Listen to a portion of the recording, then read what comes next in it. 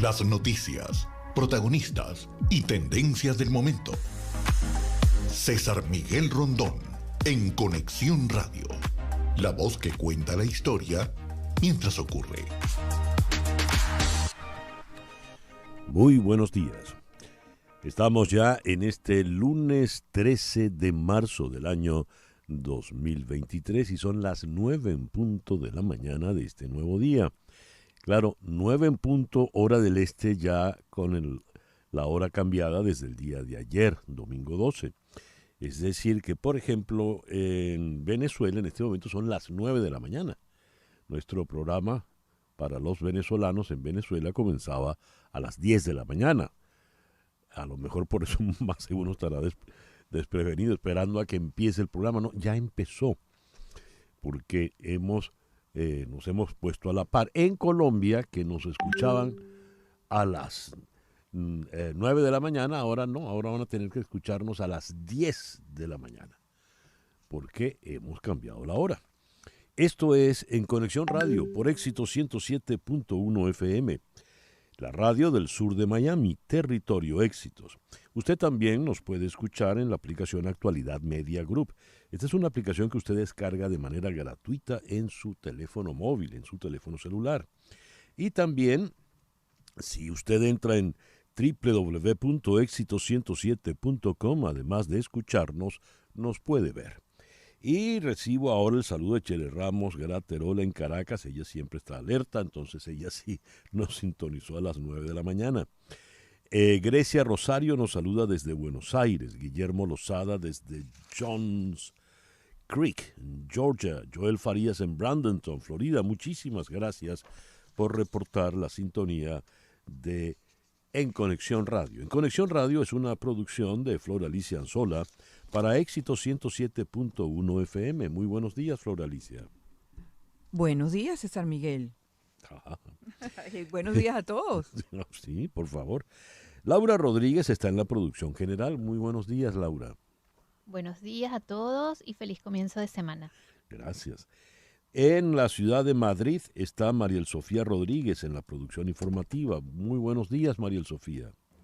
Muy buenos días desde Madrid, aquí un día bastante soleado. Esperamos que disfruten el programa de hoy comenzando la semana, el foro dedicado a los Oscar y que bueno, que todos o la mayoría hayan podido pegar las quinielas. Para algunos estuvo fácil, ¿no? Pero para otros quizá, ya veremos. En la edición y montaje está Jesús Carreño y en los controles está Daniel Patiño. Daniel, muy buenos días. Buenos días, César, y buenos días, amigos de En Conexión Radio. ¿Viste los Oscars, Daniel? Todavía tengo la resaca de los Oscars encima. Sí, todavía señor. La tienes. ¿Y acertaste? Sí, con The Whale, con Brendan Fraser. Ah, bueno, uno. Muy bien. Ante el micrófono, quien tiene el gusto de hablarles, César Miguel Rondón. Hoy, 13 de marzo, es el día de Santa Leticia. Así que felicitaciones a todas las Leticias. Escríbanlo con C o con Z, como es el caso de la reina y de mi nuera. Es el día de San Ramiro, así que felicitaciones a los Ramiros y Ramiras. Es el día de San Rodrigo, el Cid campeador, Rodrigo Díaz de Vivar. Felicitaciones a todos los Rodrigos, no conozco ninguna Rodriga. Me llama la atención que es el día de San Salomón, ese nombre tan hebreo, es un santo católico también, santo cristiano. Y es el día de Santa Ninfodora. Yo no conozco a ninguna ninfodora ni a ningún ninfodoro, pero en todo caso felicitaciones. Ninfodora tiene una cacofonía un poco peculiar. En el calendario astrológico de Enrico Mariani tenemos que para hoy mengua la luna en Sagitario. La luna en Sagitario es ideal del fin de semana porque es la luna para descansar, la luna para irse de fiesta, para irse de excursión. Pero mire usted que nos ha tocado el lunes, así es que hay que buscarle otra lectura a la luna de Sagitario. Entonces, en lugar de ese momento de esparcimiento, vamos a leer que es el día de buscar la verdad. Dice, es importante en esto de manifestar la verdad, no caer en imprudencias. Aquello que cantaba Serrat, nunca es triste la verdad, lo que no tiene es remedio. Es una buena luna, por ejemplo, para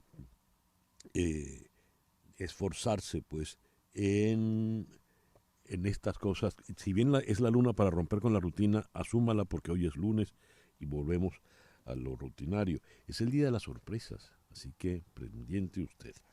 Luna menguante en Sagitario, Sol en Piscis cuando amanece. Este lunes 13 de marzo del año 2023. Para el día de hoy, como ya adelantó Mariel Sofía en Madrid, nuestro foro lo dedicaremos a los Oscars que fueron entregados anoche.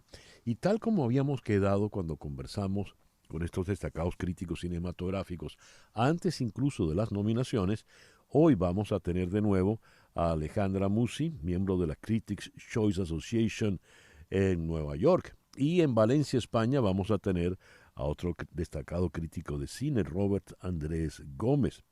Así que le daremos una evaluación completa.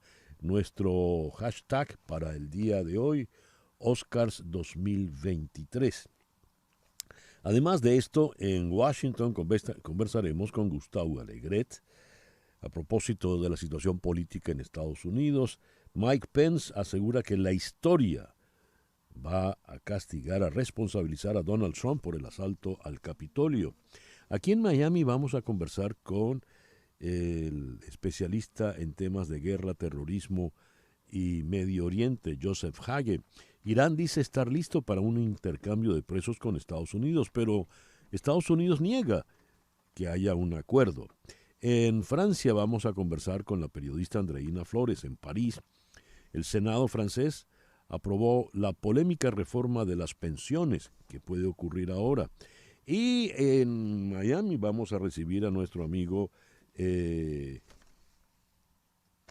a nuestro amigo Fernando Arriaza para comentar los juegos del clásico de béisbol de este fin de semana. Así que tendremos una agenda bastante movida para el día de hoy. Repasando la efemérides de esta mañana, tengo que tal día como hoy, en 1325, se fundó Cuauhmixtitlán, capital de los mexicas, llamados en la historiografía tradicional aztecas. 1325. Con base en la crónica de Mexicayotl, se establece que la fundación de la capital del Imperio Mexica fue el 13 de marzo de 1325, año en el que el peregrinaje finalizó. Al sitio se le llamó Cuauhmixtitlán, que en náhuatl significa águila entre las nubes. Recuerdan, la leyenda decía, allí donde veas un águila sobre un nopal comiéndose una serpiente, allí fundarás la ciudad. Por eso esa águila está en el escudo de México. Entonces después fue renombrada México Tenochtitlán por Acampichitli en 1376. Y desapareció esta ciudad el 13 de agosto de 1521, cuando la conquistó Hernán Cortés. Pero el 29 de enero de 2016, la nación mexicana la nombró Ciudad de México como la capital de la República. En el 13 de marzo del año 2013, en la Ciudad del Vaticano, el cónclave eligió al Monseñor Jorge Mario Cardenal Bergoglio, procedente de Argentina, como Papa, y asumió el nombre de Francisco. Así que hoy tenemos 10 años del papado de Francisco. El 13 de marzo de 1940 nació en la Asunción, Isla de Margarita, José Enrique Saravia, conocido como Chelique. Ansiedad la hizo popular mundialmente Nat King Cole con esa versión. Antes de Caballo Viejo, la canción venezolana más popular fue Ansiedad, gracias a Nat King Cole. Y el 13 de marzo de 1962 nació Terence Blanchard, un gran trompetista de jazz que se ha destacado ahora como compositor de ópera y compositor de música de películas. Y el 13 de marzo de 1965 Eric Clapton se fue de los Yardbirds porque él quería que se dedicaran al blues y los Yardbirds querían dedicarse al rock and roll. Y fue cuando impusieron For Your Love. Por tu amor. A las 9:10 de la mañana tenemos en la línea telefónica a Hani Martínez Ward de The World Law Group. Hani, muy buenos días, gracias por atendernos. Muy buenos días, ¿cómo estás? Felicidades para nuestro grupo de abogados, porque la semana pasada, como habíamos comentado, empezamos un juicio por un cliente de más de 40 años, un señor grande, fuerte, joven, pero la compañía de seguro decía que sus lesiones eran persistentes y no quiso dar ninguna oferta monetaria. Como hablamos aquí, pudimos hacer un juicio al frente del jurado y al final, el miércoles por la tarde, el jurado dio un veredicto de $190,000 a favor de nuestro cliente y bueno, ganamos el caso. ¡Qué maravilla! Felicitaciones, Hani. Hani, escuchando el reporte del tránsito, hoy es mañana de lunes, congestionamiento habitual, la gente regresa al trabajo y ya reportaron varios accidentes y en algunos de ellos con heridos. ¿Qué hacer, Hani? Bueno, hay 3 pasos que hacer, yo siempre los recomiendo. Llame al 911, haga su reporte de policía y quédese en la escena del accidente. Eso es súper importante. Número 2, tome fotos y videos de la escena del accidente y de los 2 carros. Estas evidencias que nosotros mostramos en el caso, las fotos, los videos que tomamos, que el testigo tomó en consideración, el jurado, fueron las fotos que la víctima tomó en la escena del accidente. Así que esas fotos nos ayudan nosotros mucho a pelear el caso. Y número 3, llámenos desde la escena del accidente para recordarle todas estas cosas y qué más tiene que hacer si le da un camión, si estaba manejando para Uber, para Lyft. Recuerde que usted no tiene que tener documentos legales. La ley le da derecho a hacer un reclamo y a obtener compensación monetaria, aún si usted no tiene documentos legales. Lo más importante es que haga un reclamo o llame dentro de los 14 días. Si usted no llama y hace un reclamo dentro de los 14 días, pierde todo derecho a hacer el caso. Guarde entonces este número de teléfono en su celular, 855-DOLOR-55, que equivale a 855-365-6755. Le repito, 855-365-6755. ¿Algo más, Hani? Eso es todo. Recuerde que estamos aquí a cualquier hora, así que a la hora que usted tiene un accidente y que no tiene que pagar ningún centavo. Así que usted no paga ni al principio ni al final. ¿Por qué no irse con abogados desde el principio si no le va a salir dinero de su bolsillo para obtener la máxima compensación monetaria? No confíe en el seguro de la persona culpable no está de su lado, ni tampoco su seguro. Gracias, Hani. Hani Martínez Ward, abogada especializada en accidentes de tránsito. 855-DOLOR-55, que equivale a 855-365-6755. El editorial con César Miguel Rondón. El Oscar es un premio muy importante, se considera el premio más importante en el mundo del cine a nivel mundial. De hecho, el cine es el arte del siglo XX y por supuesto de lo que va del XXI. Todos en todas partes del mundo nos sentamos a ver películas, bien para entretenernos, bien para huir de la cruda realidad, bien para informarnos, bien para conocer, o bien para transmitir informaciones políticas. El señor presidente de Ucrania quiso intervenir en los Oscars del año pasado. No le dieron autorización a Zelensky, no querían politizarlo. Sean Penn, que es un activista político, además de un destacado actor, llamó a boicotear a los Oscars, cosa en la que no tuvo éxito. Este año hay también palabras políticas sobre los Oscars, pero no desde Ucrania, sino desde Rusia.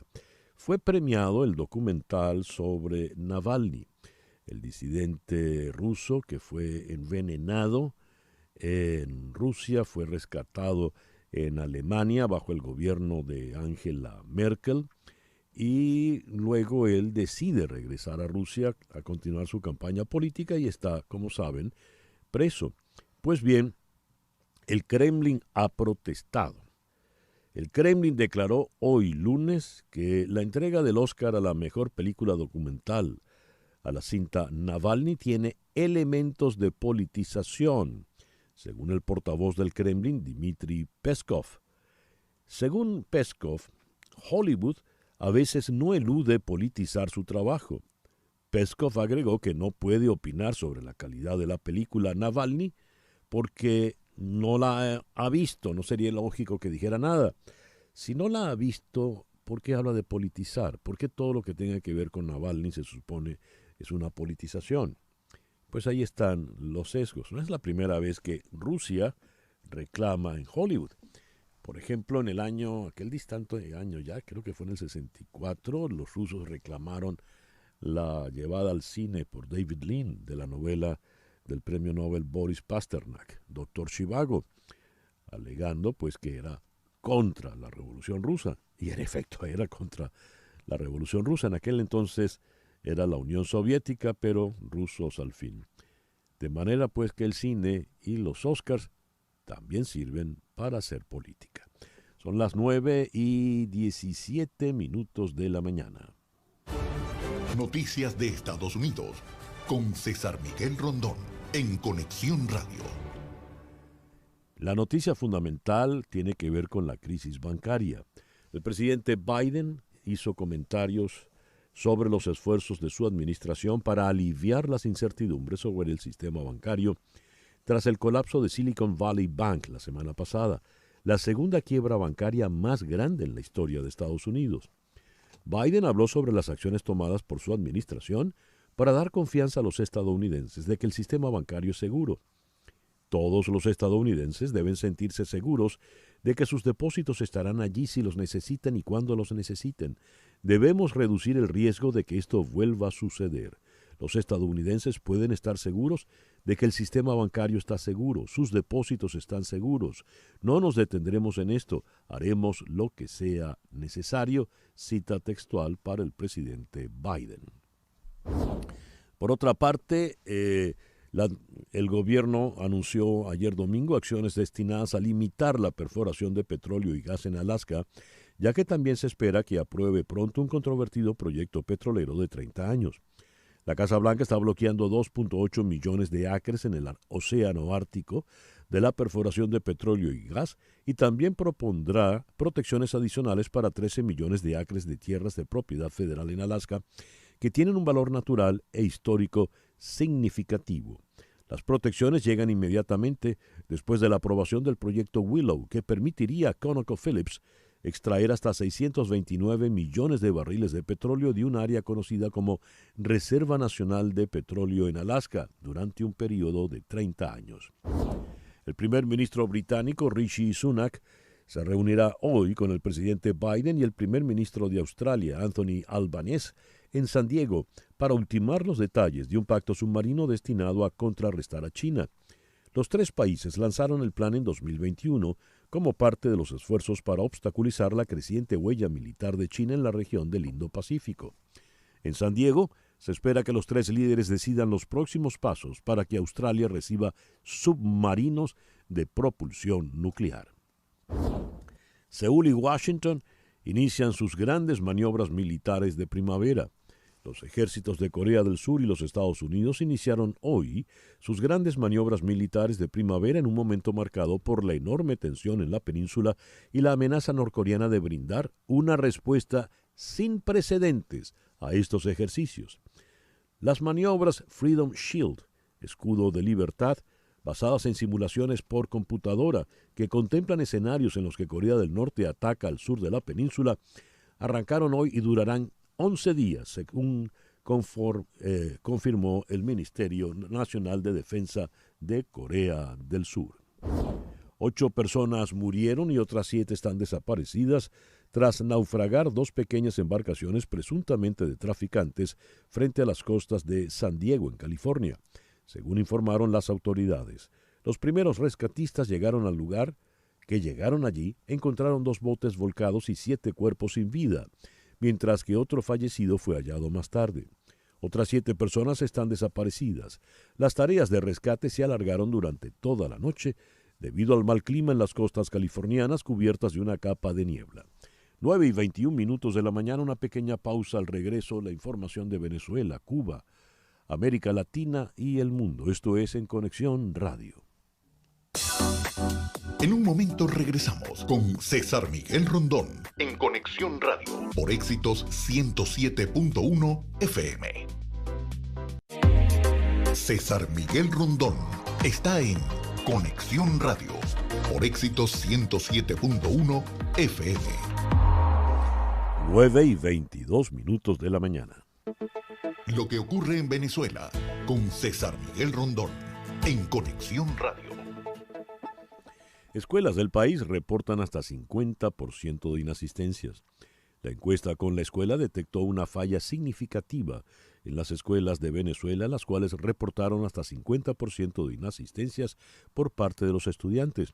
Así lo informó el coordinador de la Asociación Civil con la Escuela, Óscar Iván Rose, quien indicó que el índice de inasistencias equivale a un rango de 40 a 100 jornadas de clase perdidas por los estudiantes de los 200 días que tienen total el año escolar.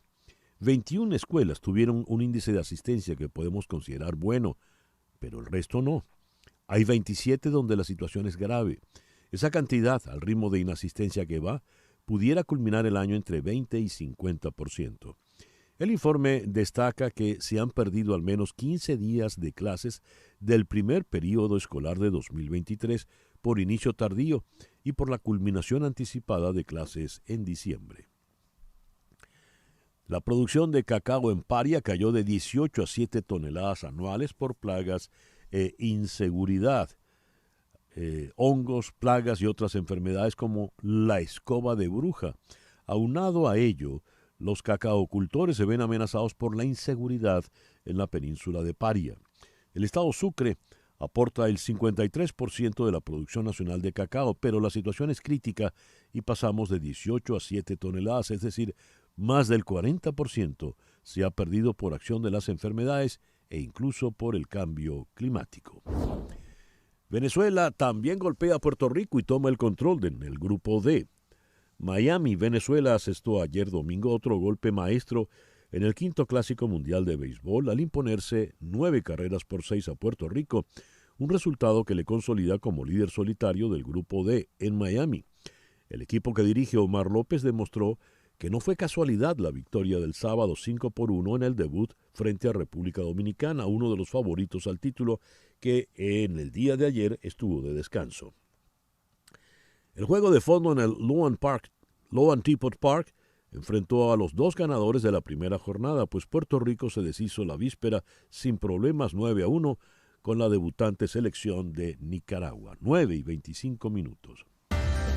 Cuba es noticia en Conexión Radio. La explosión de un artefacto desconocido en la zona rural limítrofe de los municipios de Marianao y Playa, en La Habana, provocó un incendio forestal alrededor de las 16 horas de este día sábado. No se registraron fallecidos ni lesionados, solo daños estructurales, según la versión difundida por la prensa oficial en algunas viviendas y una escuela. Fueron los vecinos del lugar quienes advirtieron sobre una fuerte explosión que se sintió en varias zonas al oeste de La Habana. El reportero oficialista Lázaro Manuel Alonso se movilizó rápidamente hacia el lugar, donde ya los bomberos habían controlado el fuego en la maleza, entre comillas. Diplomáticos europeos se preparan para emitir visados a presos políticos cubanos si son excarcelados. Familiares de presos cubanos del 11J están esperanzados, mientras Estados Unidos y el Papa Francisco presionan por su liberación. Diplomáticos europeos en La Habana dijeron a CNN que se estaban preparando para emitir visas humanitarias a cualquier prisionero que pudiera ser liberado por el gobierno y dejar la isla para exiliarse en el extranjero, a propósito de las conversaciones del mes pasado entre la Iglesia Católica y el gobierno cubano. Y Cuba venció 7-1 a Taiwán en la última jornada del Grupo A del Clásico Mundial de Béisbol. El resultado hizo soñar con la segunda ronda del torneo que se desarrolla en Estados Unidos, China y Japón, según el diario oficialista Cuba Debate.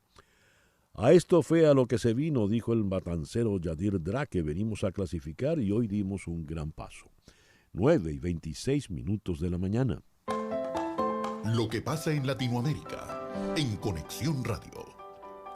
El gobierno colombiano volverá a dialogar con los mineros del departamento de Antioquia que protestan desde hace días cuando cesen los hechos de violencia y se supere el desabastecimiento de alimentos causado por las manifestaciones que tienen a más de 250.000 personas confinadas en esa región del noroeste del país.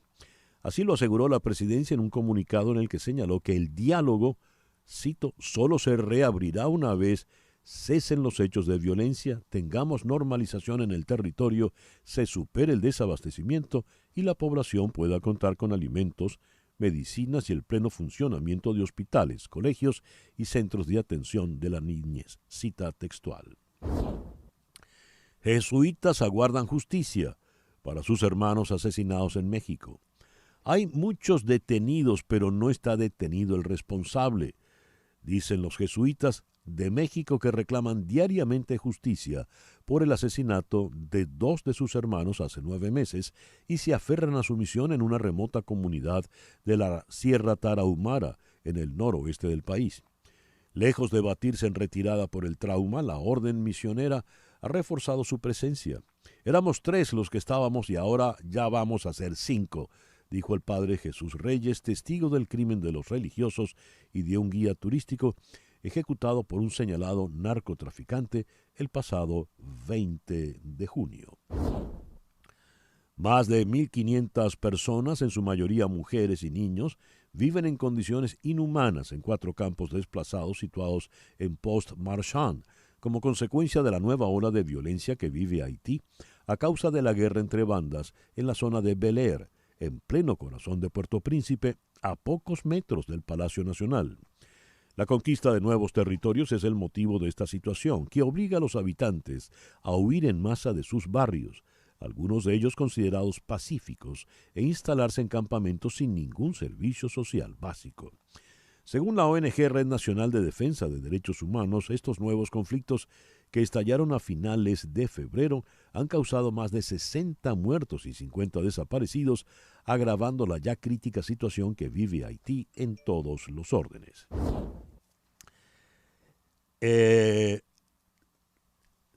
Con casco o sin casco, con los torsos desnudos y los cuerpos libres, es decir, sin nada, al menos 30 ciclistas desafiaron las lluvias ayer domingo en Sao Paulo, la mayor megalópolis de América Latina, para concienciar a los automovilistas sobre su vulnerabilidad a los accidentes de tránsito. En la madrugada, en la avenida Paulista, la arteria más emblemática de la capital económica de Brasil, la mayoría está sin ropa, pero algunos prefieren pedalear en tanga o en ropa interior. Esto se ha llamado pedalada pelada. Pedalada pelada. Es la versión brasileña del movimiento mundial World Naked Bike. Estamos desnudos en una de las avenidas más grandes de América Latina. Demostramos que somos vulnerables a la fuerza, a la violencia de los autos, dijo uno de los participantes. Dime, Flor Alicia. ¿Te imaginas la incomodidad? Ay, ay, ay, ay. Y ahora yendo a Buenos Aires, tras una larga negociación que se extendió más allá de lo previsto, el staff del fondo convalidó las metas alcanzadas durante el último trimestre de 2022 y aceptó recalcular las reservas que se deben sumar al Banco Central. Tras 2 reuniones de Sergio Massa con Kristalina Georgieva en Bengaluru, India, y más de 140 horas de Zoom entre el equipo del Ministerio de Economía en Buenos Aires y el staff del FMI en Washington, Argentina logró un desembolso de $5.200 millones en marzo y una modificación sustancial en la meta de reservas del Banco Central para el 2023. Esto como consecuencia de la grave sequía. El desembolso de los $5.200 millones es consecuencia del cumplimiento de las metas acordadas con el fondo para el último trimestre de 2022. Esas metas se vinculan al déficit fiscal, la emisión monetaria y las reservas del Banco Central.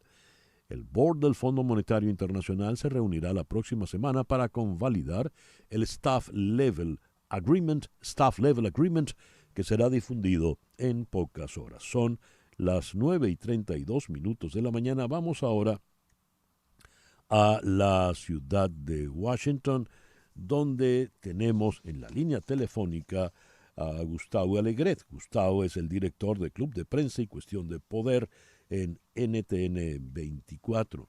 Gustavo, muchísimas gracias por atendernos. Muy buenos días. Buenos días, César Miguel, y a los oyentes de tu programa.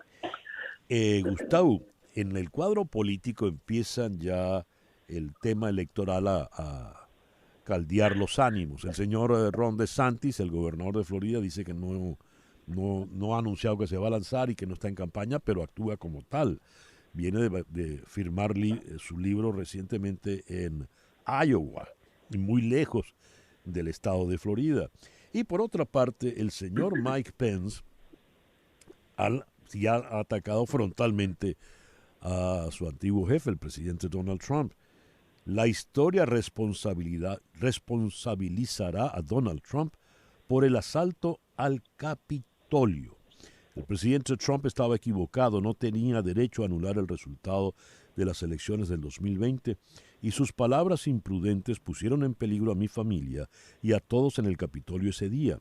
Y sé que la historia responsabilizará a Donald Trump. ¿Cómo hemos de interpretar estas declaraciones tan fuertes y directas, Gustavo? Bueno, yo creo que Pence está buscando encontrar su propio mensaje en esta miriada de candidatos que se pueden acabar presentando. La última encuesta ponderada de Real Clear Politics dice que Trump va por delante con el 43% de intención de voto entre los votantes conservadores o republicanos, seguido de Ron DeSantis de lejos, con el 28.3%. Esto es una encuesta nacional, la media que hacen de varias, pues entre ellas, por ejemplo, cito Fox News, Harvard Harris, Quinnipiac, Reuters, Ipsos, Emerson, y la media es de 43% de intención de voto para Trump, 28,3% para DeSantis, y a partir de ahí aparecen el resto con un dígito, lo que en inglés llaman el single digit, ¿no? Y está sí. Mike Pence con el 6,5%. Ron DeSantis se siente envalentonado, lógicamente, porque las mismas encuestas de Florida le dan a DeSantis una intención del 52% frente a un Donald Trump que estaría en el 27%. Es decir, Ron DeSantis piensa, si la gente me conoce, si la gente conoce mi mensaje, conoce mi acción de gobierno, yo le gano a Donald Trump. El tema es que no me conocen. Y Iowa es el pistoletazo de salida con sus tradicionales caucus, al menos para los republicanos, porque recordemos que los demócratas han cambiado el calendario de primarias y quitaron a Iowa del mapa, al menos del pistoletazo de salida, del punto de salida, ¿no? Pero en cualquier caso, creo, respondiendo a tu pregunta, que Pence intenta encontrar un mensaje propio. Yo creo que el balance, Pence tiene dos cosas que lo marcan. Uno, que en lo personal se sintió herido, porque le querían colgar, Trump no lo respaldó, casi que lo puso en la picota, y él viene a decirle al público, oiga, yo soy un republicano, sí, soy conservador, pero soy un demócrata. Un demócrata en el sentido de que respeto la institucionalidad. Yo no podía hacer determinadas cosas. Y ese mensaje propio es el que Pence intenta proyectar, con una intención de voto muy baja en las encuestas. Todos esos candidatos pues buscan en las primarias proyectarse más, ¿no? Y el perfil de Pence, él le apuesta a, muy bien, los votantes conservadores les gusta Trump, pero los votantes conservadores no son tontos. Los votantes conservadores saben que Trump ha perdido los últimos ciclos electorales. 2020, las elecciones de medio periodo, que eran consideradas un termómetro de la intencionalidad de Trump, etcétera, etcétera. Y Pence dice, yo ahí estoy vinculado con Trump porque hice sus políticas, fui parte de sus políticas, pero no soy el Trump alocado que envió a seguidores al Capitolio, que tardó en decir que no tenía que haber violencia, que tengo causas de corrupción e investigaciones abiertas, etcétera, etcétera. Gustavo, a Trump le atacan también por otros lados, como había dicho la señora Ann Applebaum antes de que Trump saliera de la Casa Blanca, que afirmó cuando salga de la Casa Blanca no tendrá tiempo para comparecer ante tantos tribunales. Pues leo ahora en Semáforo que el antiguo abogado de Trump, Michael Cohen, va a testificar ante el gran jurado en Nueva York por el caso de los pagos que se le hicieron a la señora Stormy Daniels. Eso lo confirmó alguien de la oficina del fiscal del distrito de Manhattan. Y esto podría evidentemente hacerle daño al señor Trump de progresar el caso. ¿Qué nos puedes decir al respecto, Gustavo? Bueno, yo creo que Donald Trump juega a que todos esos casos él los transforma como por arte de Birloque y con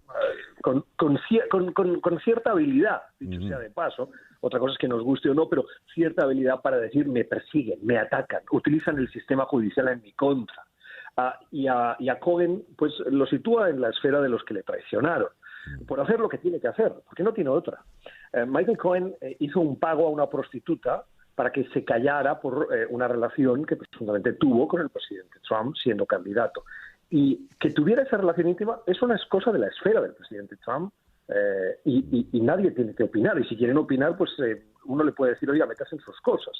El problema de ese caso es que Trump utilizó dinero de la campaña para pagar el silencio de esa señorita. Entonces, si hay gente que aún todavía piensa, no, es que Donald Trump tenía derecho, piensen qué harían ustedes si con el dinero de la empresa en la que trabajan utilizan ese dinero para pagar ese mismo silencio y luego le dicen al empleador que ustedes tienen, no, esto yo lo usé para comidas de empresas. Eso es lo que está mal, eso es lo que está investigando la justicia, eso es lo que Michael Cohen, porque la justicia se lo reclama, tiene que ir al juicio, tiene que ir ante el tribunal a declarar. Claro, eso a Trump le sienta mal, porque Trump es de o afectos o enemigos, no hay nada en medio. Y por eso Pence está entre los enemigos. ¿Por qué? Porque no le hizo caso, porque Trump tenía una concepción de la presidencia que se acercaba más a la de un emperador que hace lo que le da la gana porque no está sujeto a la ley, o a la de un presidente de Estados Unidos que hay unas normas que tiene que cumplir y el sistema de balances y contrapesos en Estados Unidos funciona y hay una investigación abierta y nadie está por encima de la ley, haya sido o no presidente de Estados Unidos. A todas estas el tema moral. En Estados Unidos se maneja la doble moral con una ambigüedad extraordinaria, es de una elasticidad asombrosa, pero esa moral hace sus daños, cobra en taquilla, ¿verdad? Y estamos en tiempos de Me Too. ¿Y de qué manera eso puede salpicar la imagen del señor Trump? Yo creo que entre los seguidores propios del presidente Trump no les salpica. Otra cosa es que los seguidores sean conscientes de que Trump no es suficiente para recuperar la presidencia. Es decir, los seguidores de Donald Trump hoy están en una tesitura difícil, porque dicen, nosotros queremos a Trump, pero ¿qué queremos? ¿Más a Trump que recuperar la presidencia para el partido que históricamente ha sido el nuestro, que es el Partido Republicano? ¿O vamos a seguir siendo fieles seguidores de Trump, aunque esto implique que no ganemos la presidencia? Esa es la tesitura en la que se encuentran. Y ahí pueden entrar elementos de juicio moral. Pero recordemos, por ejemplo, cómo muchos movimientos evangélicos en Estados Unidos, que son muy potentes, en su momento apoyaron a Trump porque en el imaginario del evangélico lo sitúan en la figura mítica del rey David, que acabó enviando a uno de sus generales, según cuenta el Antiguo Testamento, a la batalla poniéndolo en primera fila para que lo mataran porque él se había enamorado de la esposa de ese general y se la acabó camelando, por decirlo de una manera informal. Bueno, eso estaba mal, pero el pobre rey David era humano, y entonces también se equivoca.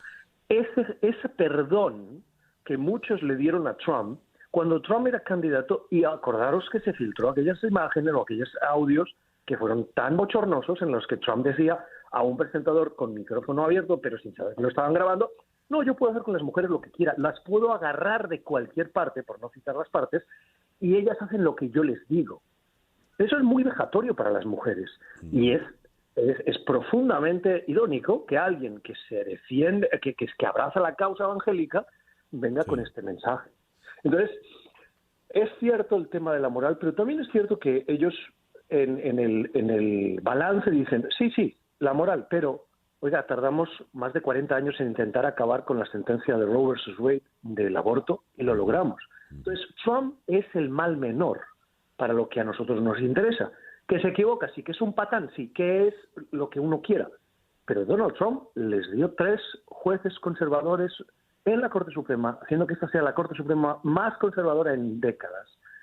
Y han conseguido algo que era inimaginable en este país, que era revertir una sentencia que garantizaba el acceso al aborto a nivel federal. Y eso es una gran victoria para ellos, para los conservadores, para los evangélicos. Y ahí dicen, sí, hay doble moral, pero este al menos nos consigue cosas esenciales. Se equivoca, porque todos somos humanos. Y ahí es donde entra el juicio que tú haces de, esa doble moral. Sí, cierto. Pero el balance que hacen es otro. Yo creo que ven a Trump como alguien que les entrega, delivers, ¿no? Que dicen en inglés. Sí. Gustavo, muchísimas gracias por conversar con nosotros en esta mañana.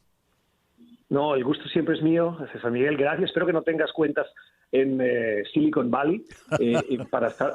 Sí. Yo no tengo ese problema porque además estaría asegurado porque no llegaría al mínimo. Pero bueno. Sí, señor.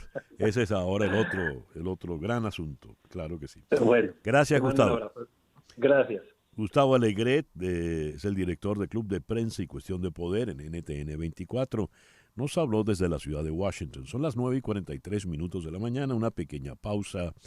Y al regreso venimos con nuestro foro del día de hoy, dedicado a los Oscars, el hashtag Oscars 2023. La noche de los Oscars, que suele ser domingo, uno se acuesta tarde, viendo el espectáculo, viendo si se acertó o no en las diversas quinielas, viendo si hubo o no justicia. Y luego al día siguiente, el lunes, más de uno llega un tanto trasnochado al trabajo. Aquí en el estudio tenemos uno que ya lo confesó, que se acostó tarde por los Oscars. Y la conversación gira en el cafecito de media mañana, en la pausa del día, a hablar de los Oscars. ¿Viste la entrega de los Oscars? Algunos hablan del espectáculo como tal, pero la gran mayoría habla de los premios en sí. ¿Fueron justos? ¿No fueron justos? ¿Me gustó esto? ¿No me gustó lo otro? Hagamos pues lo propio. El pasado 20 de enero, antes de que se diesen las nominaciones oficiales de la Academia, invitamos a 2 destacados críticos cinematográficos para que ellos nos adelantaran cuáles podrían ser las nominaciones. Y quedamos en que ese día, el 20 de enero, quedamos en que cuando se dieran los Oscars, conversaríamos de nuevo para evaluar la entrega.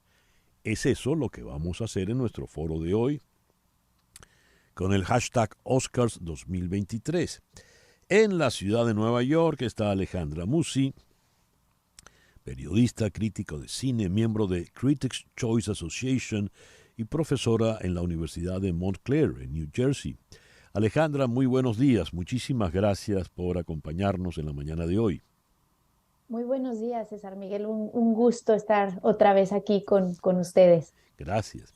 Y al otro lado del océano, en la Valencia mediterránea, está el también periodista, también crítico de cine y además guionista, Robert Andrés Gómez. Robert Andrés, muy buenos días para ti, muy buenas tardes. Gracias por acompañarnos. Muy buenos días, César, Alejandra, a todo el equipo. La verdad es que esta no me la perdía. Gracias por invitarme. Me parece muy bien. Bueno, tenemos que Everything, Everywhere, All at Once, todo en todas partes a la misma vez o al mismo tiempo, arrasó llevándose 7 galardones de lo que se considera above the line, es decir, de los premios importantes, porque algunas películas, por ejemplo, Lord of the Rings se llevó 11, pero muchos eran los premios técnicos, ¿no? Es mejor sonido, mejor mezcla de esto, de lo otro, pero estos son los que llaman above the line. A ver, ¿qué significa este arrase para una película tan peculiar como todo el tiempo en todas partes? Comencemos con Alejandra Musi en Nueva York. Alejandra. Sí, bueno, es muy interesante el fenómeno de esta película, como bien apuntas, y yo creo que llega en un momento perfecto la temática, porque es una película que abarca todas las diversidades. Es una película que habla de inmigrantes, es una película que habla de diferentes identificaciones sexuales, es una película que habla del sueño americano de una forma muy peculiar, también habla del multiverso tan famoso, que es como un tema que ha estado en el aire, en las conversaciones, en la filosofía actual, ¿no? De entender qué es esto, si existe, si no existe, si es real. Entonces, tiene tantas aristas tan actuales que yo creo que ha calado muy profundo en los diferentes sectores de la academia. Personalmente no es mi película favorita, lo tengo que decir, pero entiendo por qué puede ser el fenómeno que ha sido y eso, y creo que es un poco eso, la temática que ha tocado y que ha logrado calar profundamente en la academia, y que además es una película que no iba a dejar mal a nadie, o sea que si ganaba y si se premiaba, era una película que iba a cumplir un poco con todas las, como con todas las casillas, ¿no? A cumplir. Yeah. Que no quita que sea original en su factura y algo muy complejo de haber realizado. Interesantísima la opinión de Alejandra Musi, porque, es decir, si arrasaba, como ha ocurrido, nadie se va a molestar. Y si no arrasaba, pues quizá también igual. Mi hija María Antonieta, que es una cinéfila empedernida, me advirtió, me escribió desde Washington, una cosa es el multiverso y otra el metaverso. No confundir una con la otra. Y es como bien dijo Alejandra, es una película sobre el multiverso, no el metaverso. Robert Andrés, ¿para ti qué representa este arrase de todo el tiempo en todas partes? En primer lugar, diría que es un arrase excesivo. Yo no me habría imaginado que la película llegaría a sumar 7 galardones, quizás 4 o probablemente 5 como mucho, ¿no? En tanto que poco a poco, mientras nos acercábamos a la fecha de ayer, pues se iba como empoderando y posicionando como la ganadora, cosa que también es sorprendente.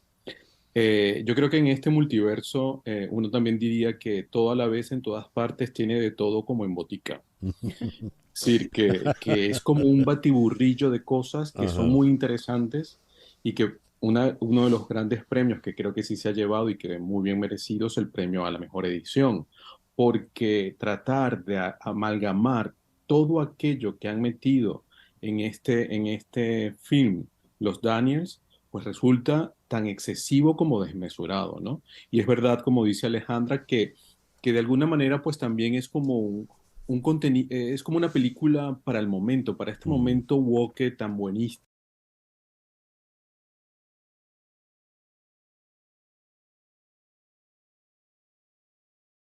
tan absoluta, etcétera, etcétera, ¿no? Pero luego todo eso pues se queda como en un nivel muy, muy, muy arriba, muy de surfistas, porque obviamente aquí lo que impacta y que creo que es lo más importante de la película es la forma, no el contenido, sino el cómo está contada, ¿no?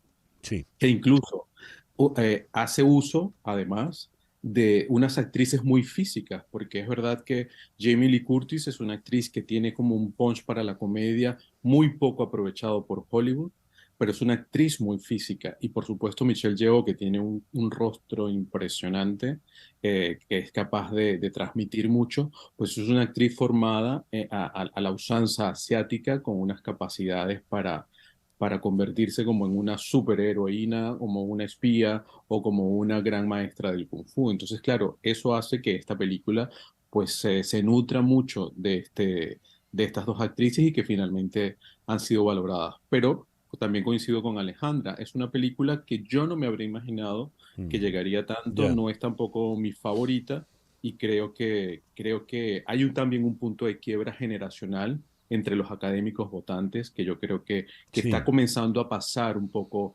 factura, es decir, aquellos grandes monstruos clásicos de los que siempre hablamos de los votantes, ahora aquí hay como un relevo generacional y se nota mucho en el escenario donde están, perdón, en la platea donde están las butacas, pues se nota mucho. Sobre eso, Robert, Andrés y Alejandra y amigos oyentes, sobre el tema generacional es bueno detenerse un momento. Steven Spielberg, que aplaudió ayer efusivamente el premio a los directores, había dicho que estos serían el relevo, hablando él ya como un hombre que va de retirada y estaba nominado.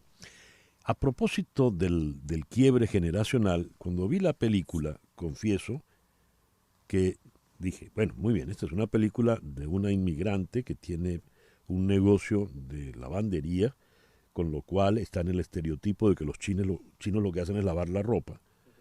Y, como dice el refrán, si no hay lial, no hay lopa. Y además tiene problemas con el impuesto sobre la renta y dificultades con su hija y un marido que por lo visto no le sirve de mucho. Hasta ahí va perfecto. El problema es que de repente, para mí, mi generación, que estoy ya pisando los 70, de repente la señora es karateca, está salvando al mundo de un monstruo. Yo decía, bueno, pero ¿qué pasó aquí? Entiendo que eso es lo que nos deriva en el llamado multiverso, Alejandra. ¿Tú nos puedes explicar esto? ¿Qué es el multiverso? Porque lo que dice Robert Andrés es cierto. Mucho de la película está en el cómo se contó, en su forma. ¿Qué nos dices al respecto, Alejandra? Pues yo escuchaba a Robert y decía, sí, coincido muchísimo con él. Es una película que tiene mucha forma y a mi ver tiene poco contenido, porque creo que pues luego el contenido se resume en lo que tú dices y que me encanta cómo has hecho la sinopsis de la película y en cómo esto se vuelve pues esta locura de las diferentes vidas posibles que podemos estar experimentando a la vez, ¿no? Es como este concepto del tiempo que no es lineal, que es un tiempo circular y en el cual podríamos estar viviendo distintas vidas y ser diferentes personas al mismo tiempo. Y creo que juega con eso. Y juega de una forma muy poderosa porque es muy visual, es muy activa, es una película que te está sorprendiendo constantemente, que juega con el giro de tuerca todo el tiempo, o sea, te va llevando a cosas inesperadas, personajes, nada es lo que parece, ¿no? Y que es para mí es como un vértigo, o sea, a mí como que es una película que te provoca vértigo, como que te Ujú. saca de tu centro y te va metiendo como en unas espirales, ¿no? Que hace que no te sueltes, ¿no? Y esa parte es muy efectista. Entonces, yo creo que esto del multiverso es algo que se agota rápido la idea, porque hacerla algo más complejo es algo filosófico, difícil, sería algo mucho más profundo, menos efectista, y con lo que juega la película es tener ese concepto de base para llevarte a esta sensación de montaña rusa Sí. interminable, ¿no? Y de estar en constante sorpresa y tensión y giro de tuerca, y por eso es tan poderosa y es entretenida. Ya. Creo que esa es la gran apuesta. Hay algo interesantísimo. Si el mejor actor no hubiese sido para Brendan Fraser, y sino para el mejor actor de esta película, que no lo tuvo, ¿verdad? Porque no fue nominado, esta película hubiese podido estar en ese trío privilegiadísimo de las que han ganado los 5 Oscars más importantes. It Happened One Night, One Flew Over the Cuckoo's Nest y The Silence of the Lambs, que supone mejor película, mejor director, mejor actor, mejor actriz y mejor guión. Pero, ya que lo he mencionado, hablemos de Brendan Fraser y de su actuación que se llevó el Oscar como The Whale. ¿Qué nos puedes comentar al respecto, Robert? Bueno, creo que en este triunfo de Brendan Fraser, que ha sido muy, muy aplaudido, creo que se pone de manifiesto la importancia ahora mismo que hablamos tanto, como hablamos tanto de multiverso y hablamos tanto de metaverso, pues también hablamos mucho de relato. Y creo que la estrategia de Brendan Fraser, de su agente, de su equipo, de crear un relato de retorno, de regreso, de reivindicación, si se quiere, o de una épica sobre el sacrificio, ha sido más importante que la propia actuación. Creo que Brendan Fraser no gana por su papel, sino que gana por todo este ascenso después de estar un tiempo, entre comillas, en el olvido, que tampoco es cierto, porque Brendan Fraser no ha dejado de trabajar, solo que ha trabajado en películas un poco más pequeñas, ha trabajado mucho en series de televisión, porque tiene un compromiso familiar muy importante al que él se ha entregado y que creo que es muy loable, que es su hijo, esencialmente su hijo. Y esto es muy importante. Y claro, y tuvo un momento previo o posterior a la última película que él rodó sobre la momia, donde tuvo un accidente y que eso también le generó algunos problemas para asumir proyectos de mayor envergadura.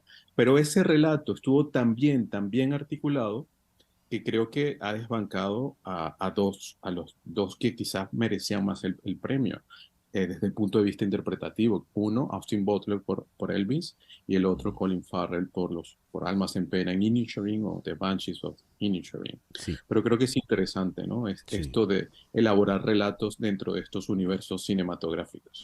Bien, ya que estamos entrando entonces en lo que debió ser, vamos a hacer una pequeña pausa y regresamos a eso para hablar de Elvis, para hablar de Tar, de la señora Kate Blanchett, etcétera, etcétera. 10 en punto de la mañana, nuestro foro de hoy con el hashtag Oscars 2023 con Alejandra Musi en Nueva York y Robert Andrés Gómez en Valencia, España. Ya regresamos. Estamos en Conexión Radio con César Miguel Rondón. Son las 10:05 de la mañana. Las noticias de este momento en Conexión Radio. ¿Y cuáles son las noticias hasta este momento, Flor Alicia? Bueno, consecuencias relacionadas con el Silicon Valley Bank. El HSBC compra la subsidiaria británica del Silicon Valley Bank. El banco HSBC ha comprado a esta subsidiaria tras su colapso la semana pasada a través de un rescate privado facilitado por el gobierno del Reino Unido y el Banco de Inglaterra, anunció este lunes el Ejecutivo. Esta venta privada se lleva a cabo sin que los contribuyentes británicos tengan que asumir este rescate, precisó el ministro británico de Economía, Jeremy Hunt, en un comunicado remitido a la Bolsa de Hong Kong, donde cotiza el HSBC, el mayor banco de Europa y que opera principalmente en el mercado asiático, estima en unos 1.400 millones de libras, es decir, 1.694 millones de dólares, el capital tangible de la filial británica del SVB. Gracias, Flor Alicia. Son las 17 minutos de la mañana. Regresamos a nuestro foro en la mañana de hoy, hashtag Oscars 2023, con Alejandra Musi en Nueva York y Robert Andrés Gómez en Valencia, España. Flor Alicia, tenías una pregunta. Sí, normalmente días posteriores a la premiación del Oscar se habla de los ganadores, pero a mí me llama la atención más bien hablar de cuáles son los grandes perdedores de la noche de ayer. ¿Qué dicen ustedes? Alejandra, por favor, comenzamos contigo. Para mí la película que se fue casi sin nada, me parece que sin nada, y que era un peliculón, es The Banshees of Inisherin, Almas en Penas de Inisherin. Me parece una película sublime, sutil, con muchísimo contenido, ¿no?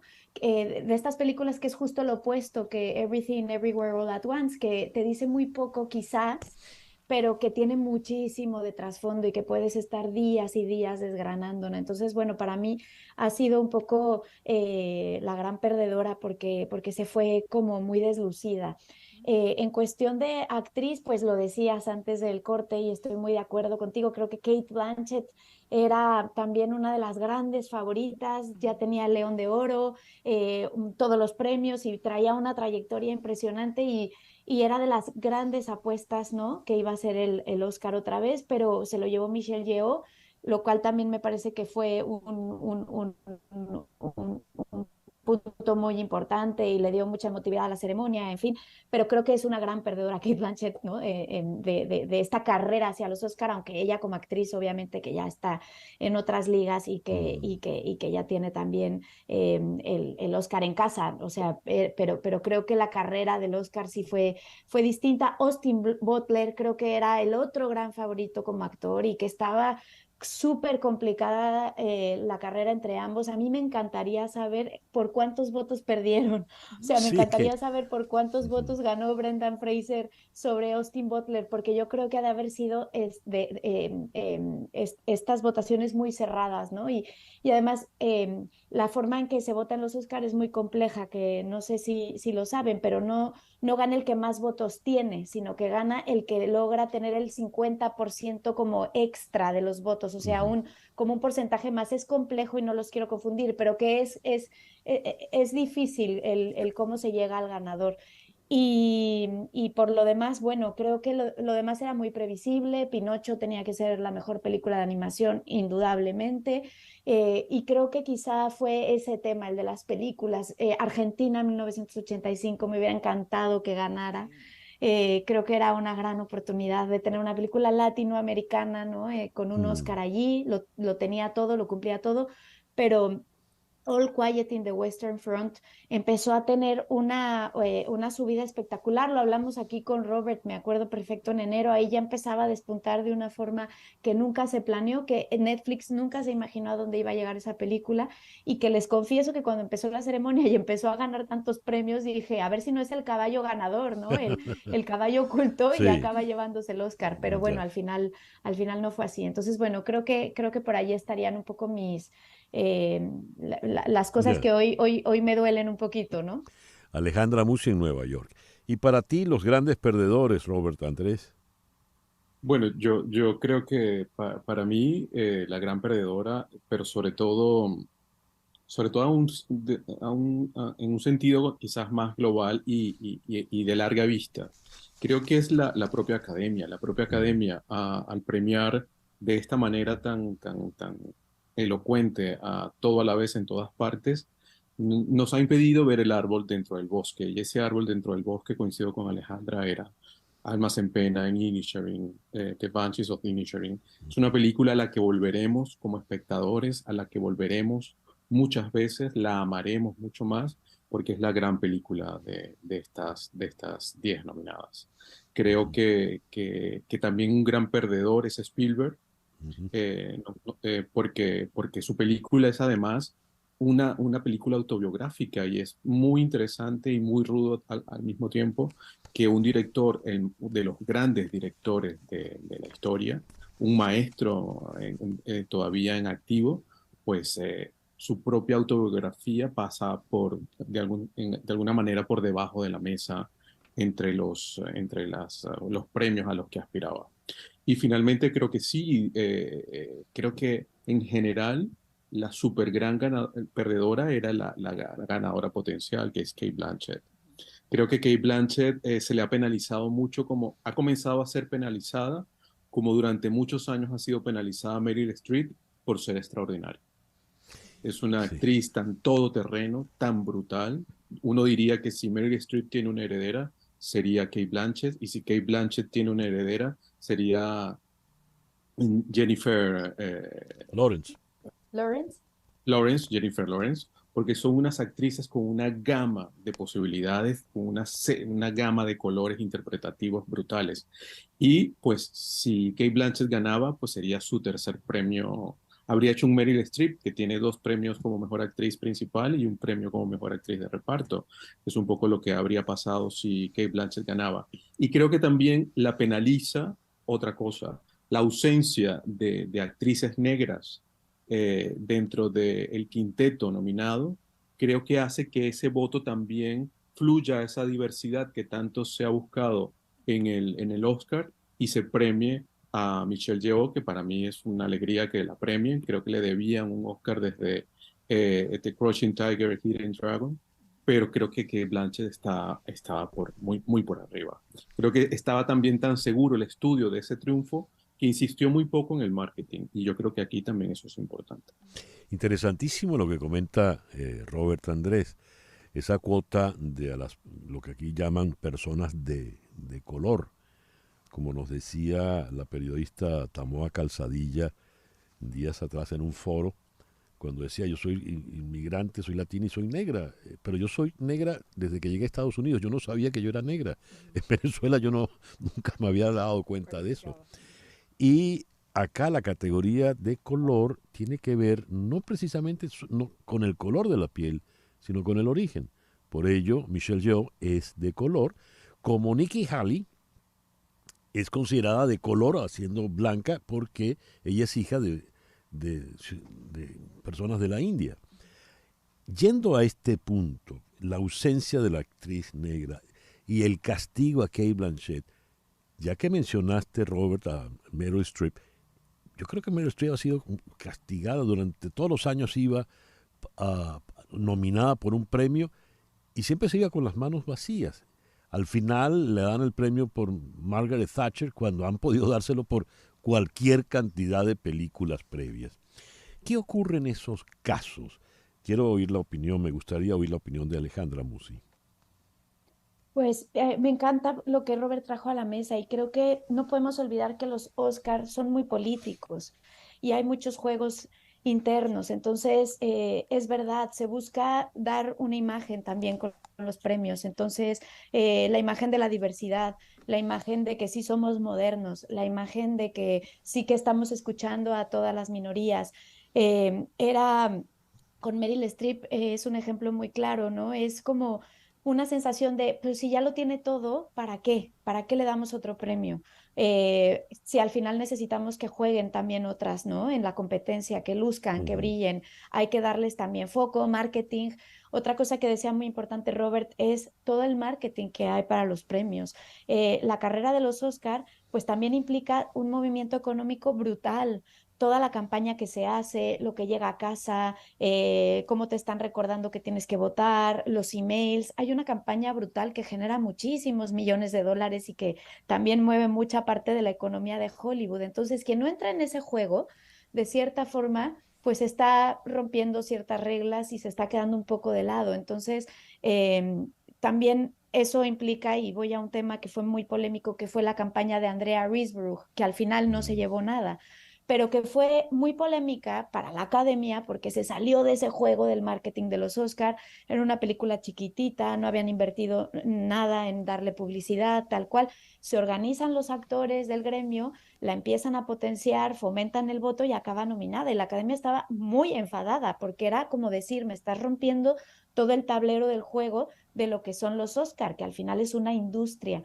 Entonces creo que los premios, cuando los vemos, siempre hay que verlos con este prisma de que es una industria y que la industria juega sus hilos y sus ajedrezes para mantener esto vivo y que es todo lo que hay alrededor, ¿no? Alejandra, acabas de mencionar el tema político y ha habido reacción esta mañana en el Kremlin. El vocero de Putin, Peskov, ha reclamado el premio al documental Navalny por considerarlo un premio político. Curioso que él hace ese comentario y confiesa que no ha visto la película, de manera tal de que... Pero ya que mencionaste el elemento político, me gustaría que afinases en el caso de este documental. Sí, bueno, el documental es extraordinario, hay que decirlo, es valiente, es puntual, es algo que se necesita y que me parece que, bueno, que también fue una mezcla de suerte. O sea, yo no creo que las cosas sucedan tampoco tan planeadas en el cine. Muchas veces es estar en el momento exacto, en el lugar exacto, con el personaje exacto, y creo que un poco de eso también tiene este documental. Que es político siempre, los Oscar, por ejemplo, siempre Hollywood aquí en Estados Unidos se viven que tienen la mayoría una corriente más demócrata, una corriente más progresista, tienen, o sea, es una filosofía totalmente distinta a la de los republicanos, la derecha. Entonces, como que los Hollywood siempre de entrada se vive como reaccionario, ¿no? Y como una parte en cierta forma política mucho más inclinada hacia la parte de izquierdas, hacia lo demócrata. Entonces creo que todo ese cóctel pues se suma muchas veces para ver los premios que vemos y que se notan. Este año no ha sido tan evidente, pero en otros años hemos tenido los discursos políticos muy claros y muy certeros, ¿no? Cuando estaba Trump en la presidencia, pues esperábamos los Oscar para ver cómo le daban a Trump, ¿no? Era como, y ahora van a venir todos los discursos anti-Trump. Y era lo esperado de Hollywood, ¿no? Y tenemos grandes republicanos en Hollywood como Clint Eastwood, por ejemplo, y otras figuras, ¿no? No quiere decir que todos sean demócratas, pero bueno, la corriente, y si tuviéramos que pintar de un color Hollywood, sería azul definitivamente. A ver, ya para concluir, porque nos estamos acercando al final, Robert Andrés dijo una frase que creo lapidaria, peligrosamente lapidaria. Dijiste, la gran perdedora, la academia. ¿Por qué es la gran perdedora? Fíjate, en el 2021 ganó como mejor película No Man Land. Una película extraña, rarísima. Chloe Zhao fue la mejor directora. En el 2022 gana Coda, que no figuraba de ninguna manera. Y todo quedó como confuso. El poder del perro, que era la gran favorita, quedó por fuera. Y ahora viene y tenemos esta situación que hemos comentado ampliamente en esta mañana. ¿Por qué, Robert Andrés, la Academia es la gran perdedora? Creo que podemos enlazar fácilmente con lo que comentaba Alejandra y que tiene que ver con las actitudes políticas. Creo que se ha politizado en exceso el espectáculo cinematográfico, la industria cinematográfica. Ha venido atravesando una serie de crisis que han removido las bases morales de la industria y creo que la propia academia ha ido tejiendo de puntillas un poco cómo salir de este túnel en el que tiene ya sumergida 10 años, ¿no? Pero creo que la academia sale perjudicada y perjudica al cine, porque al final se trata de las películas, al final se trata de un arte cinematográfico, no se trata de una curiosidad, no se trata de una ocurrencia cinematográfica, no se trata simplemente de llenar una cuota, que creo que es importante, pero al final, si el cine sufre, si el cine padece, porque esas películas que celebramos o premiamos no son en absoluto relevantes y de aquí a 10 años las habremos olvidado, pues entonces la tarea ha estado muy mal. Creo que una parte de eso pues obedece, por ejemplo, a que dos grandes superhéroes del cine no estén, y no estoy hablando de Superman ni de Capitán América, estoy hablando de James Cameron y de Tom Cruise, que no estuvieron. Y yo creo que allí hay un punto de honor, hay una lanza puesta sobre la academia, sobre lo que significa el cine en realidad. Es decir, es verdad que Avatar no es una película de la que podamos hacer vítores en cuanto a la calidad del guión, pero es una película dentro de lo industrialmente técnico, es arte puro, es algo extraordinario lo que ha hecho James Cameron. Pero lo que también ha hecho Tom Cruise es hacer de nuevo que la gente se emocione para ir al cine. El cine de acción es también arte. El cine de acción también es un motor brutal de la industria. Y entonces, que incluso podría hablar hasta de Elvis, ¿no? Desde ese punto de vista del musical. Estamos hablando de 3 géneros que han levantado Hollywood durante todos sus 100 y tantos años. Entonces creo que eso hay que hacérselo mirar, eso hay que hacérselo entender. No nos podemos quedar en este espíritu woke que al final resulta muy banal, fútil, no profundicen absolutamente nada, porque luego también no hay coherencia en los discursos. Porque por un lado, como decía alguna vez en alguna discusión en un foro que escuché que me pareció muy interesante, una Jessica Chastain muy, muy convencida de que había que defender los derechos de las mujeres y la interrumpe Octavia Spencer y dice, pero de las mujeres negras también. Es decir, el prisma tiene que ser profundo, no puede quedarse en el mensaje simpático de que todos somos maravillosos y hay que ayudarnos a todos. Muy bien. Viva la gente. Robert Andrés, muchísimas gracias por haber estado con nosotros en el día de hoy. Alejandra, 1000 gracias por haberte sumado al foro. Ha estado por demás interesante. Es un placer siempre conversar contigo, Alejandra. Un placer igualmente, un gusto. Pues yo tengo que agradecer y perdón por interrumpir y colarme al final. Primero agradecer a Flor Alicia, a César, pero sobre todo al equipo porque yo no conocía a Alejandra y ha resultado una revelación extraordinaria. Encantadísimo. Igualmente. Esto ya no lo deshace nadie, ¿eh? Magnífico. Muy bien, gracias a Alejandra Musi, periodista, crítica de cine, miembro de la Critics' Choice Association en la ciudad de Nueva York, y Robert Andrés Gómez, también periodista, crítico de cine y guionista en Valencia, España. 10:24 de la mañana, una pequeña pausa y ya regresamos en Conexión por Éxitos en Conexión Radio, por Éxitos 107.1 FM. En un momento regresamos con César Miguel Rondón en Conexión Radio por Éxitos 107.1 FM. El gobierno de Irán afirmó ayer domingo que ha acordado el intercambio de prisioneros con el gobierno con Estados Unidos, algo que Washington ha negado categóricamente que se vaya a producir. Hemos alcanzado un acuerdo acerca del asunto del intercambio de prisioneros, dijo el ministro de Exteriores de Irán, Hossein Amir Abdollahian. En la ocasión señaló, si todo va bien, el intercambio de prisioneros se producirá en los próximos días. ¿Cómo puede un ministro de Exteriores de un país decir hemos llegado a un acuerdo, va a ser esto y lo otro, y el otro país dice no, nosotros no hemos acordado nada? ¿A quién creerle? ¿Cómo funciona esto? Vamos a consultar con un experto en estas materias, como lo es Joseph Hage, aquí en Miami. Joseph, muy buenos días. Muchísimas gracias por atendernos. Con mucho gusto. Buenos días a todos. ¿Cómo debemos de interpretar esta situación que acabo de leer? Mira, acaba de hacer una buena pregunta. ¿A quién le vamos a creer? Bueno, en la vida normal vemos la credibilidad de cada parte y después creemos el más creíble. En este caso es Estados Unidos, no Irán.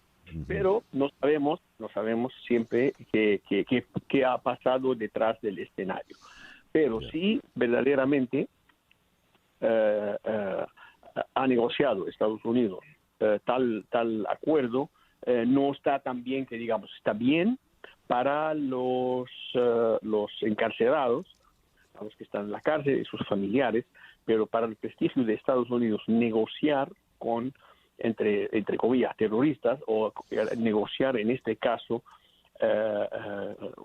con Irán para intercambiar rehenes, esto le abre la puerta a que otros países, además que Irán en el futuro, cada vez que quiere presionar a Estados Unidos, busca cómo arrestar a ciudadanos estadounidenses o con doble nacionalidad y negociar la ¿cómo se llama? La libertad de otros ciudadanos iraníes encarcelados en el occidente, en general Estados Unidos en particular, por causas justas, porque los arrestos de Estados Unidos, de acuerdo a la ley, no fueron una cosa que inventaron, hubo un juicio y el juicio estaba abierto al público y todo el mundo vio que estas personas que fueron arrestadas por Estados Unidos, enjuiciadas, y la sentencia fue meterlos a la cárcel. Entonces, aquí hay mucha diferencia entre quién arrestó a quién y por qué. Entonces, no sé si verdaderamente Irán había pensado o habían hablado, porque el dato que puso el oficial iraní es en 2022, a principios del año. No me acuerdo haber escuchado nada al respecto a aquel tiempo, cuando todavía se hablaba de la negociación sobre el acuerdo nuclear. Si el intercambio de prisioneros era parte de este acuerdo, no sabemos, nadie lo mencionó. Ya. Ahora, la respuesta de Ned Price, el vocero del Departamento de Estado, él dice: las declaraciones de oficiales iraníes acerca de que se ha alcanzado un acuerdo para el intercambio de prisioneros son otra cruel mentira que solo añade sufrimiento a las familias. Trabajamos sin descanso para conseguir la liberación de los 3 estadounidenses injustamente detenidos en Irán. ¿Quiénes son esos 3 estadounidenses, Joseph? Mira, los 3 estadounidenses, hay uno que es estadounidense solamente, y hay 2 que son con doble nacionalidad. Son de origen iraní, o nacieron en Irán, vinieron pequeños, pero son ciudadanos americanos. Y fueron arrestados porque iban a visitar a Irán por alguna razón, a visitar a familiares o por algún trabajo o eso, y los arrestaron siempre con el pretexto que son espías para la CIA o espías para quien sea. Estos son los ciudadanos. Pero el hecho de que un oficial del gobierno iraní diga una cosa así, los parientes que viven en Estados Unidos empiezan a presionar la administración y ponen un punto de derogación si verdaderamente la administración o el Departamento del Estado está haciendo todo lo suficiente para liberar a estas personas y por qué no nos dicen que están negociando. Entonces, aquí con la libertad de expresión y la libertad de cuestionar a nuestros funcionarios, le pone más presión a la administración o al Departamento de Estado sobre el estatus de estas tres personas, como que en Irán los parientes de estos arrestados en Estados Unidos no tienen derecho ni voz ni voto en Irán para preguntar a la cúpula gobernante. Ya. ¿Y el tema nuclear cómo queda en medio de todo esto? ¿O para nada se ha tocado? Mira, el tema nuclear, después del reporte de la Agencia Internacional de Energía Atómica, después del reporte de la inteligencia israelí y después del reporte del jefe de la CIA estadounidense de que Irán ya tiene uranio enriquecido al 84%, a 6% más lejos de obtener un arma nuclear, todas las partes involucradas en eso, hasta el presidente francés, ha declarado de que no vamos a permitir a que Irán tenga un arma nuclear. Yeah. Ahora Israel, que tomó la decisión de mandar enviados con evidencias al occidente, Francia, Inglaterra y Estados Unidos, que son los tres países occidentales que tienen armas nucleares. Israel les mandó los informes y con el aviso de que Israel que Irán va a pasar el límite del 84%, Israel jamás las va a dejar llegar al 90%, lo que quiere decir que vamos a actuar con sus acuerdos o sin que ustedes lo permitan o no, vamos a actuar sobre este tema nosotros.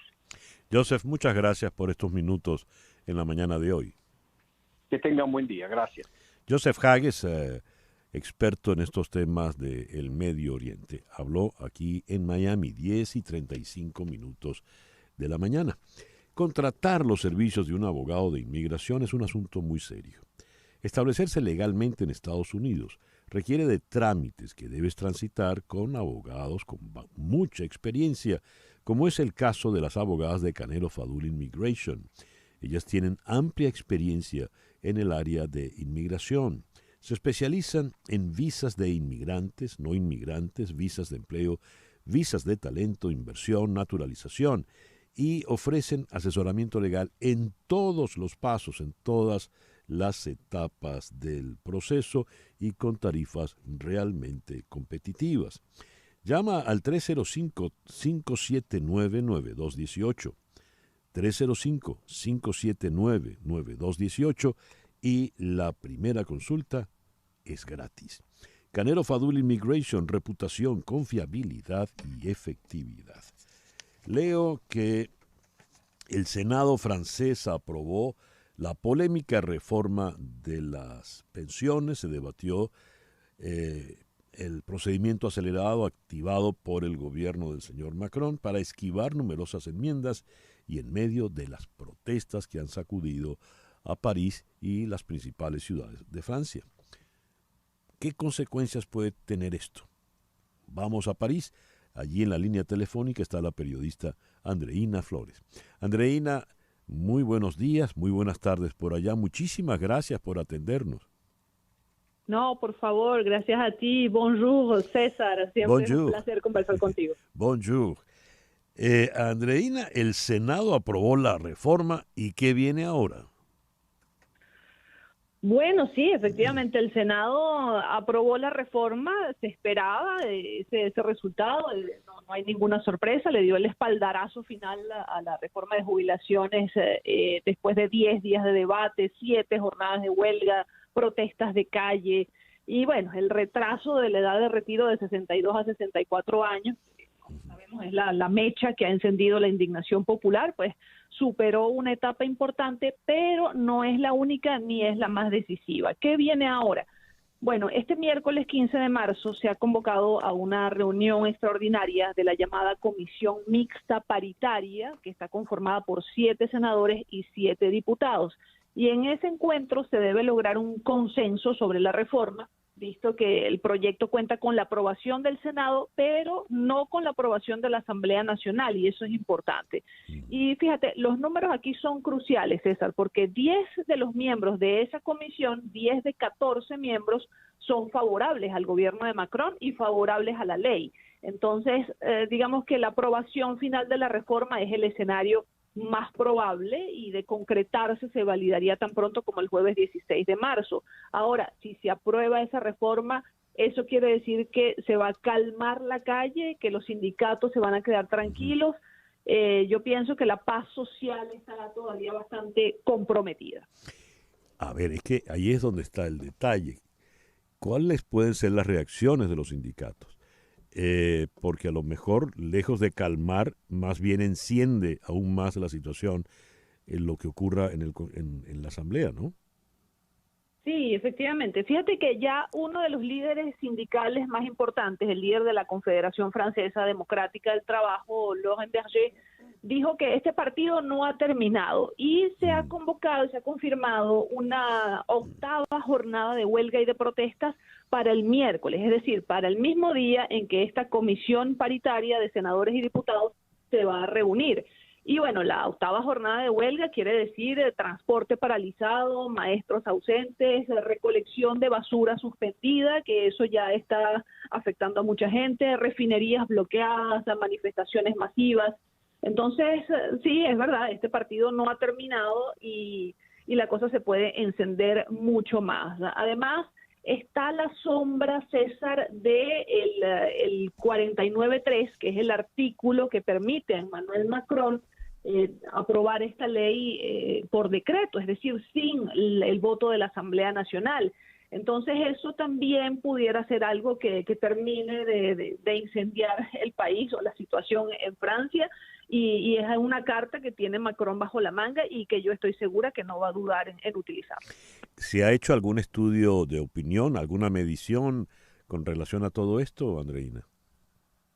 Sí, los últimos sondeos hablan, por ejemplo, de un 63% de la gente que está a favor de las manifestaciones, que está a favor de la huelga y que está pues contra la reforma de las pensiones. Un 85% piensa que el presidente Macron debería recibir a los sindicatos para lograr una discusión, un entendimiento, un acuerdo por las buenas, digamos, ¿no? Y hasta ahora Macron ha rechazado esa posibilidad, ha rechazado recibir a los sindicatos, y eso pues no ha sido muy bien recibido en la opinión pública, pero sí, los sondeos apuntan a que la mayoría de los franceses está contra esa reforma. Andreina, muchísimas gracias por atendernos en la mañana de hoy. No, por favor, gracias a ustedes, a ti y a todo este equipo. Les mando un gran abrazo. Gracias. Andreina Flores, desde París. 10:41 de la mañana, una pequeña pausa y ya regresamos en Conexión Radio por Éxitos 107.1 FM, la emisora del sur de Miami, territorio Éxitos. En un momento regresamos con César Miguel Rondón en Conexión Radio por Éxitos 107.1 FM. Allá vamos todos. Yo recuerdo que mi papá, cuando yo le preguntaba, papá, él iba a salir, papá, ¿para dónde vas? Y decía, pa' viejo. Bien, son las 10:44 de la mañana. Es un placer inmenso recibir en el estudio a don Fernando Arriaza. Fernando, bienvenido a En Conexión Radio. Gracias, César Miguel. Un gusto saludarte, saludar a Flor Alicia, a todo el equipo aquí. Y caramba, hoy sí, la música Believe, hoy sí, hay que... la otra vez quedé un poco perturbado, pero hoy sí con Cher. Además de muy buen ver la señora Cher. ¿O cómo no? Sí. Mira, decías antes de abrir los micrófonos, Fernando, que fue un fin de semana ideal en lo que a la pelota se refiere, ¿no? Anticipamos un fin de semana como el más importante para Venezuela en mucho tiempo, en historia reciente, para la pelota venezolana, y no pudo salir mejor, porque era enfrentar a dos equipos que además habían sometido a Venezuela últimamente. Dominicana desde siempre, porque le había ganado los 4 juegos a Venezuela en Clásico Mundial, 4-0 estaba la serie, y Puerto Rico, si bien Venezuela ganó los 2 primeros, la representación boricua había ganado los dos últimos y en 2017 con dos palizas. Dos palizas, 11-2 o 13-2 y 11-0. Fueron dos palizas aparatosas para el equipo venezolano. Entonces, con ese recuerdo, encarar a esas dos representaciones con el poderío que tienen, porque tienen muy buenos equipos, tanto Dominicana y Puerto Rico, y haberles ganado el equipo venezolano 5-1 y 9-6, coronó un fin de semana realmente de los mejores para la pelota venezolana en mucho tiempo. Fíjate, fueron victorias cómodas. Incluso la de ayer iba rumbo a ser una paliza abrumadora, pero bueno, hubo un despertar a última hora de los boricuas. Sí. Pero ¿a qué le atribuyes tú esos dos éxitos tan sólidos? El equipo funcionó en todos los aspectos. Contra Dominicana parecía que era una continuación del yugo, porque los dos primeros bateadores dominicanos, Julio Rodríguez dio un sencillo y Juan Soto la pegó a la pared, y rápidamente, en un abrir y cerrar de ojos, ya República Dominicana tenía una carrera. Pero hasta allí llegó. Luego Martín Pérez, el abridor venezolano, se enderezó y el relevo estuvo absolutamente formidable. Y entre todo el grupo de lanzadores, entre los cuales el más importante fue Luis García, el derecho de los Astros de Houston, propinaron 15 ponches a esa ofensiva temible dominicana. 15 ponches. Y la ofensiva estuvo oportuna, porque David Peralta, como noveno bate, fue el que le hizo el daño al Cy Young Sandy Alcántara. Remolcó 3 carreras en total Peralta, y la parte de abajo de la alineación, Eugenio Suárez, Anthony Santander, David Peralta, produjeron las carreras para el equipo venezolano. Así que fue una combinación de factores: picheo, bateo oportuno y una muy buena defensiva. Y ayer, como tú apuntas, el juego estaba 9-1 a mitad de partido. Sí. Allí sale Pablo López, que hizo una labor tremenda. Y también, para darle descanso, Omar López cambia a Salvador Pérez. Cambió la batería y eso de algún modo trastocó al equipo venezolano, teniendo en cuenta que los que pusieron son muy buenos también.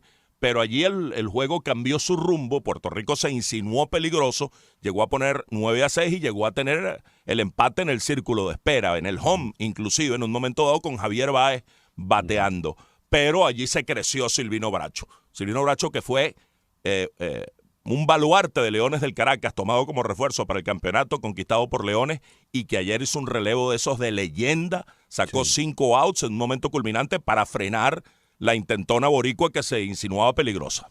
Y eso que ha podido ser mucho más amplia, porque hay que verle la cara a dejar 3 hombres en base con Ronald Acuña en el plato, ¿no? Bueno, eso sugiere, César Miguel, que cuando Ronald Acuña tome su forma, cuando comience a batear, que va a ocurrir más pronto que tarde, ayer ya dio su hitcito por allí, bueno, ¿qué puede llegar a ser esta ofensiva venezolana? Porque Salvador Pérez está...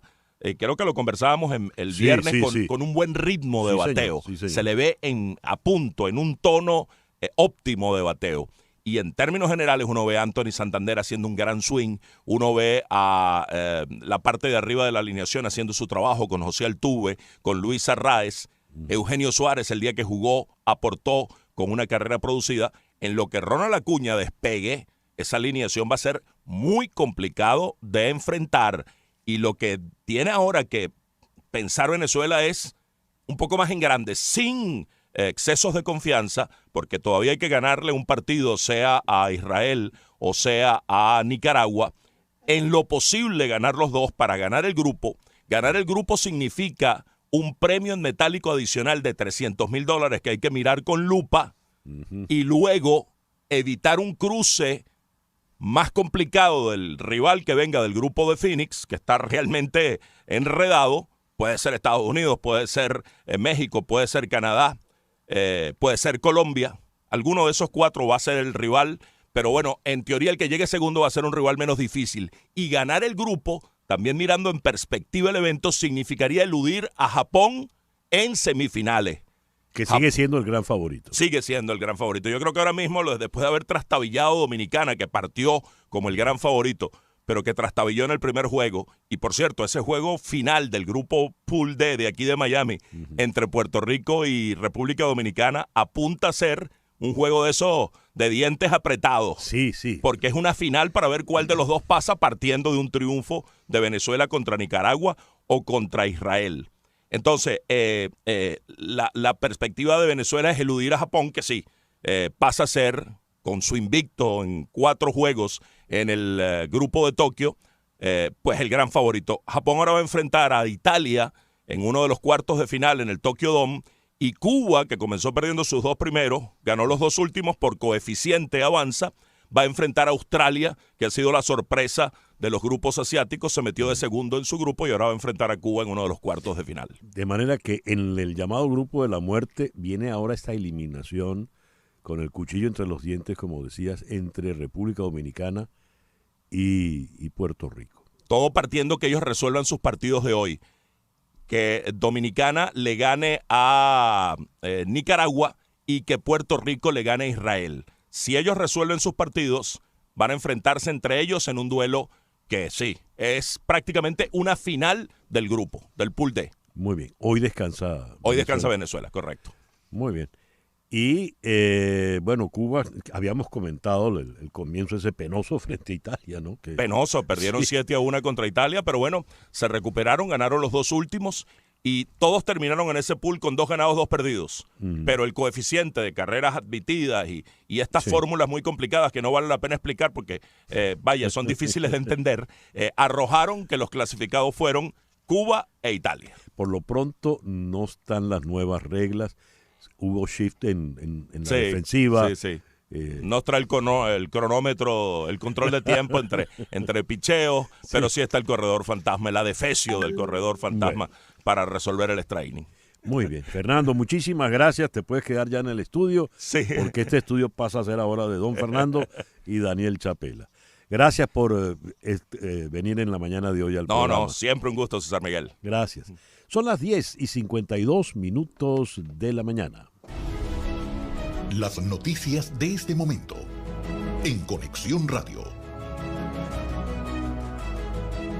¿Y cuáles son ya las noticias para cerrar, Flor Alicia? César, altos responsables rusos y de las Naciones Unidas negocian este lunes en la sede justamente de Naciones Unidas en Ginebra la prolongación del acuerdo sobre las exportaciones de grano ucraniano que expira el próximo 18 de marzo.